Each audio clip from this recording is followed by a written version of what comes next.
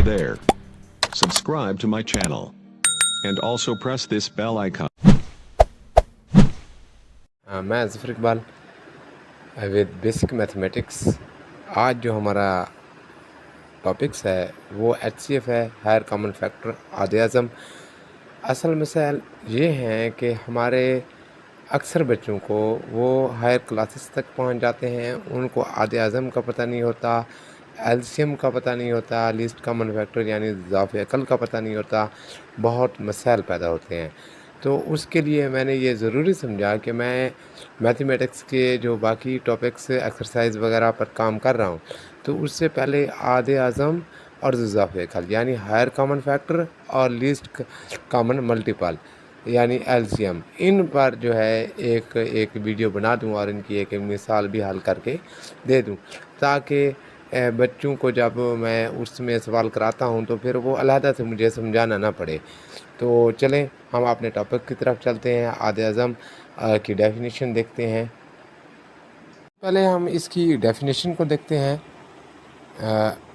आधे आज़म वो बड़े से बड़ा अदद यानी वो बड़े से बड़ा अदद जो दिए गए अदाद यानी जिनका हम आधे आज़म निकाल रहे हैं को पूरा तकसीम करे, यानी बाकी में सिफर बच जाए, कुछ ना बचे सिफर के अलावा, आधे आज़म कहलाता है। आसान सी डेफिनेशन है, जहन में रखिएगा।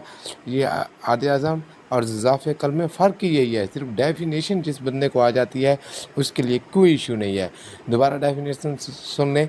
वो बड़े से बड़ा अदद जो दिए गए, कौन से दिए गए, जो जिनका हमने आधे आज़म निकालना है, उनको पूरा तकसीम करे, आधे आज़म कहलाता है।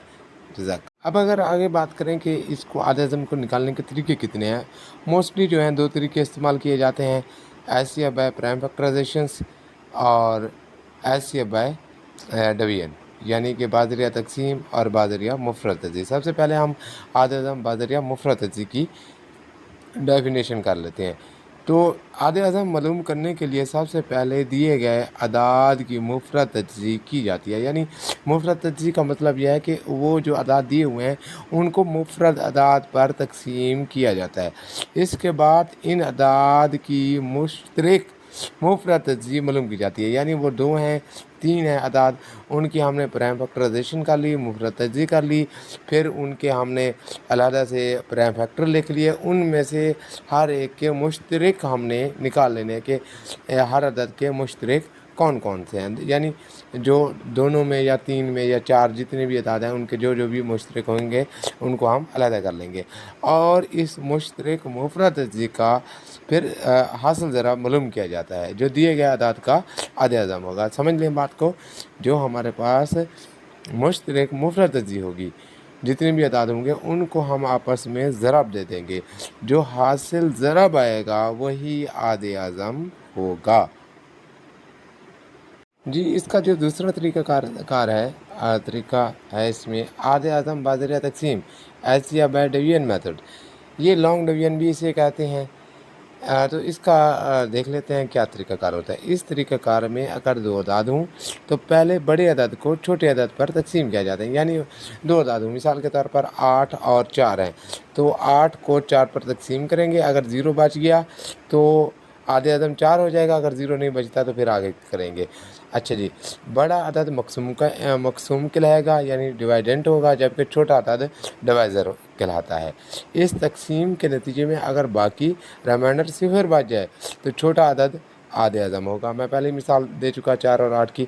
अगर बाकी सिफर ना बचे तो अब छोटे अदद को इस बाकी से तकसीम करेंगे, यानी 4 और 10 का मिसाल के तौर पर एलसीएम कर रहे हैं, एचसीएफ कर रहे हैं, तो उसमें देखें कि 4 जो है 10 को पूरा तकसीम नहीं करता, उसमें 2 रिमाइंडर बच जाते हैं। अब 2 जो है 4 को तकसीम करेंगे, 2 और 4 को, यानी बड़ा अदद हमेशा अंदर रखेंगे और छोटे से तकसीम करेंगे, तो ये पूरा तकसीम कर देगा। तो 4 और 10 का जो आधे आज़म होगा वो 2 होगा। अच्छा जी अच्छा आगे देखें, और ये अमल तब तक जारी रखेंगे जब तक बाकी रिमाइंडर सिफर ना हो जाए। इस तरीक़ाकार में वो अदद आधे अदम होगा जो सबसे आखिर में पूरा पूरा तकसीम करेगा। मैंने 4 और 10 की मिसाल में बता दिया है कि 2 जो है आखिर में जाकर तकसीम करता है तो वही आधे अदम होगा, इससे वही होगा। अच्छा जी, अगर अदद 3 हों या 3 से ज़्यादा हों तो पहले 2 अदद का आधे अदद मालूम करेंगे, यानी 3 है या 3 से ज़्यादा हैं तो उनमें जो पहले 2 अदाद हैं, कोई भी 2 अदाद उठा लें, उनका हम आधे अदद मालूम करेंगे। उसके बाद उनका जो आधे अदम होगा, फिर वो जो तीसरा अदद होगा या तीसरा होगा तो उस आधे अदम को और तीसरे अदद को फिर हम आपस में एक किस्म का डिवाइड करेंगे, और उनका जो फिर आखिर में डिवाइज़र होगा वही आधे अज़म होगा। फिर इस आधे अज़म को बाकी अदाद के साथ तकसीम वगैरह करेंगे। ये अमल भी तब तक जारी रहेगा जब तक बाकी सिफर ना बच जाए। ये थोड़ा सा मैंने समझाना था, जो मैंने कोशिश किया कि अच्छे तरीके से समझा दिया है। अब आगे जो है मैं एक एग्ज़ाम्पल वगैरह अगली वीडियो में अपलोड करूँगा, और 2 अदाद का आधे अज़म, 3 अदाद का आधे अज़म और